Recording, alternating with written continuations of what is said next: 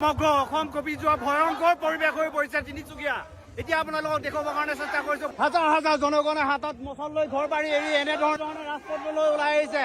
এয়া দেখিছে নহয়, হাজাৰ হাজাৰ অগণন জ্বলি শেষ কৰিব নোৱাৰা হাজাৰ হাজাৰ জনগণে এনেধৰণে নিজৰ জাতিটোৰ কাৰণে, জাতি মাটি ভেটিৰ কাৰণে আজি এনেধৰণে ৰাজপথত ওলাই অহা দেখা গৈছে। এয়া তিনিচুকীয়া পৰিস্থিতি, ভয়ংকৰ পৰিস্থিতি, অসম হিলি যোৱা পৰিস্থিতি হৈ পৰিছে তিনিচুকীয়াত। এই ভিডিঅ'টো অসমবাসী, প্ৰতিজন অসমবাসীয়ে হাজাৰ হাজাৰ শ্বেয়াৰ কৰি দিয়ক। উঠিছে বীৰ পিৰণি ৰক্ত স্নানৰ মন, জাতিৰ পিঠিত মৰণ সংকট অন্ধ জনগণ। কানপুৰে গছকিছে ৰংপুৰ কানপুৰ, চেপি খালে অসমীয়াৰ মন। অন্ধ সেনাৰে